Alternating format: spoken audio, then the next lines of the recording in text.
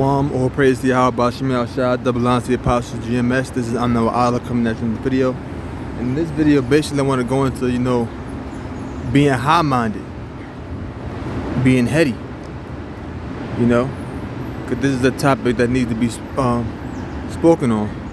Because, sometimes, brothers, they'll speak and they'll just talk about, breakdowns and destruction and women and all that's cool, all that's in the scriptures, but it's other topics that need to be addressed as well.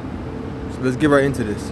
This is the book of 2 Timothy chapter 3 verse 1. The point is in verse 4. This know also that in the last days perilous times shall come. For men, look at the word perilous. This video is not going to be long, Lord willing. Strong's G 5467. Chalepas. Chalepas. Hard to do, to take, to approach, hard to bear, troublesome, dangerous, harsh, fierce, savage. So perilous times shall come. In other words, dangerous times, harsh times. For men shall be lovers of their own selves, covetous, boasters, proud, blasphemous, disobedient to parents, unfaithful, unholy. And that's the world that we're in right now. Without natural affection, truce breakers, false accusers, incontinent, fierce, despisers of those that are good. What does the word incontinent mean? Strong's G 193. Akrates. Akrates. Without self-control, intemperate. So that's what that means, to be without self-control, to be intemperate. And it says truce breakers. Strong's G 786. Aspendas. Aspedas. Without a treaty or covenant, of things not mutually agreed upon, absences from hostilities that cannot be persuaded to enter into a covenant implacable. So a person that's a truce breaker is a person that will basically, simple, break a truce or break an agreement. A treaty with someone. A covenant, meaning a promise. Fierce, despisers of those that are good, traitors, heady, high-minded, lovers of pleasures more than lovers of the Most High. Let's go to that word heady. Strong's G 4312. Propetes. To fall forwards, headlong, sloping, precipitously, precipitate, rash, reckless. What does that mean, precipitously?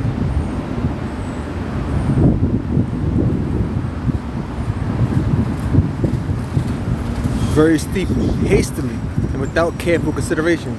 So to be precipitous means to be hasty,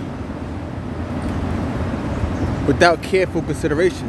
So you got to have a careful consideration of what it is that you say, a careful consideration of what it is that you do, because you never know what the results of your actions could be. So let's go back.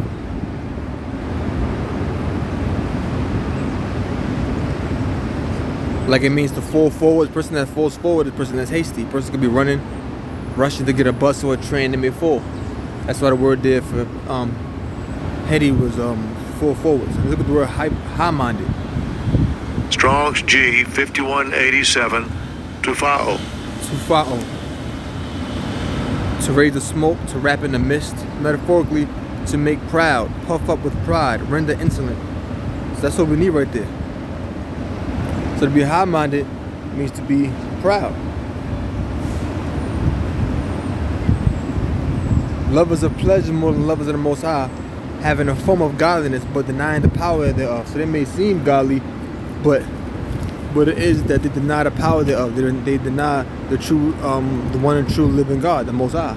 But they just have an image of godliness, a form of godliness. From such turn away. So now, heady and high-minded.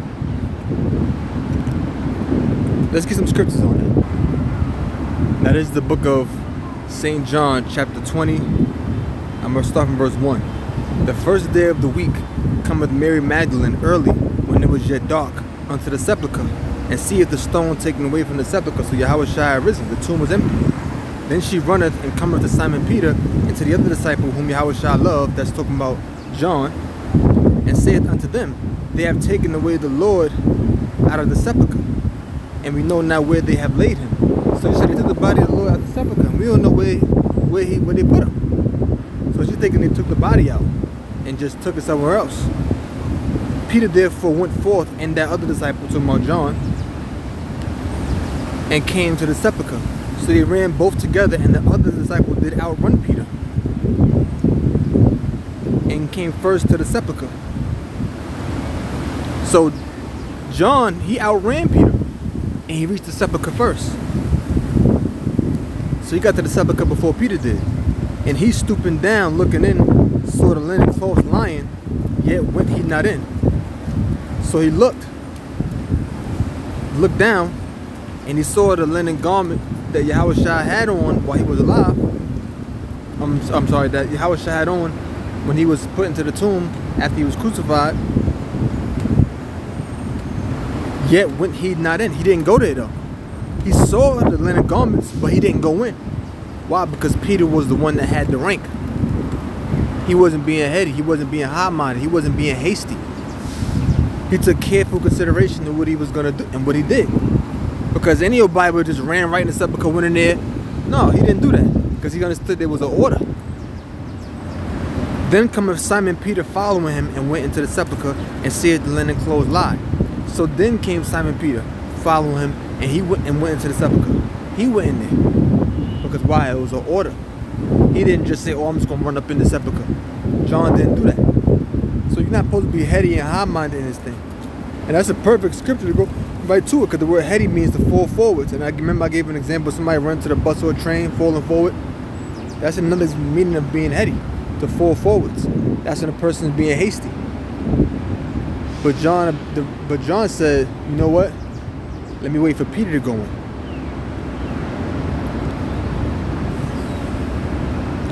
And the napkin that was about his head, not lined with the linen clothes, but wrapped together in a place by itself. Then went in also that other disciple which came first to the sepulchre, and he saw and believed.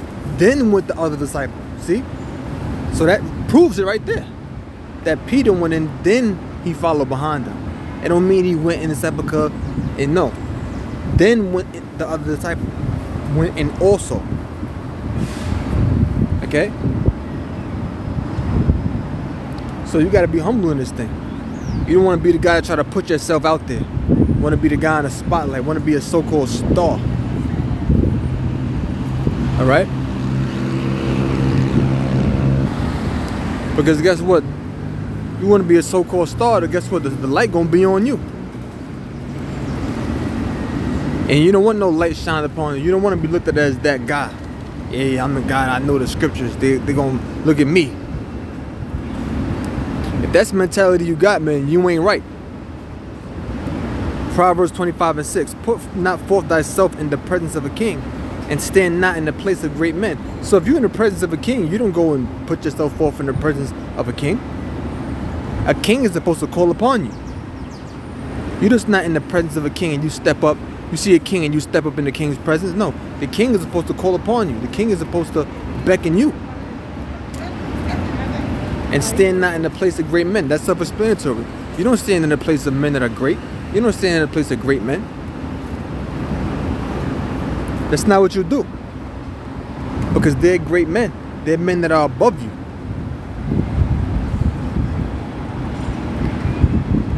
That's going off. And these are things that people have to understand. All right? If you see the apostles over here and the elders over there, you just don't go and roll up over there. That's just not something that you do. You see these brothers over here that's of a higher rank than yourself, and they discuss what they discuss. You just don't go in the midst of the council that they be having, that they're having. Oh, well, you know, I want to come over to salute you. Or let them brothers, you know, finish doing what they're doing and then go and salute them. And I'm just using this as an example. I'm not talking about a specific situation. I'm using this as an example. You got guys there that think they're greater than what they really are. For better it is that it be said unto thee, come up hither, than thou shouldest be put lower in the presence of the prince whom thine eyes have seen. It's better for you to be told to come up hither, told to come in the presence of that king, told to come in the presence of that prince. Rather than you go to try to be in the presence of that king or that prince, and guess what? They put you lower. Matter of fact, you know what? Go over there. You don't want that. You're trying to put yourself forth in the presence of a prince, in the presence of a king, to try to look like you all magnified, but then that king or that prince goes and puts you in a lower seat. It's like if it's a seat that an apostle's sitting in, or an elder sitting in, or a brother of a higher rank sitting in, you just don't go and sit in that seat. Because then guess what? What happens when that person comes back from the bathroom and want their seat back? Now you're going to feel ashamed that they told you to get up. So you don't put yourself in the presence, and that's going to be in front of everybody. You don't want to feel that way. So if you're in the presence of a king, you just don't go put yourself forth in the presence of a king. Let the king call upon you. Because if you go and step up in the presence of a king or in the presence of a prince or a person of a higher rank, and that person tells you no, then you're going to be ashamed in front of everybody. You're going to be embarrassed.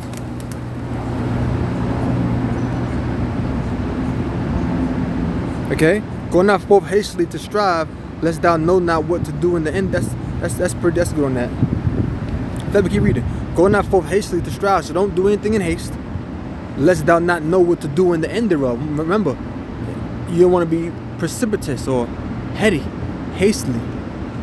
In other words, you don't want to do something not taking into account careful consideration. Because if you may act in a certain manner, then guess what? Lest thou not know what to do in the end thereof. Now you don't know what to do. You went and put yourself in a situation because you was hasty. You didn't take careful consideration of what you said, careful consideration of your actions, and now that you're in a situation, there's a particular consequence or a particular aspect of the situation that's been brought upon you, and you don't know how to react to it now. You just don't go up to a guy and try to pick a fight with a dude, and then that dude goes and pulls out a knife. Now what you gonna do? You mouthing off to some guy that looked like a punk, and then he started mouthing off back, and then you started getting a little bit intimidated. So you didn't take that part into account, did you? These are examples.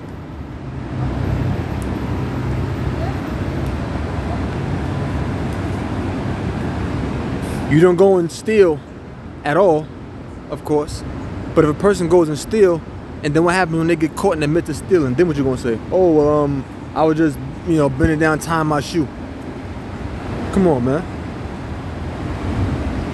When thy neighbor hath put, lest thou not know what to do in the end thereof, when thy neighbor hath put thee to shame. So when you're found out by that particular individual due to your actions of being hasty, and you're caught in the act of you being hasty, you're caught in the act of you doing something without taking careful consideration, your neighbor's then gonna put you to shame. Because a foolish action that you just did has been brought to light. And there's a witness to it. So now you feel like a fool. So you don't want to do anything in haste. None of us are perfect, but these are things that you have to consider. You don't want to act in haste, because if you get corrected, you're going to be put to shame. You're caught in the act of foolishness, being hasty, not taking careful consideration of what you're saying, what you're doing, you're going to be put to shame. There's other scriptures I wanted to get, but this video is a little longer than I wanted. But I'm going to do a part 2 with some of the other scriptures and do a different kind of lesson on that, because they kind of tie into another lesson I want to do. So then I'm going to close and say, oh, praise the, how about Shemel Shah, double honor, see positive mess. I hope you both learn something. Shalom.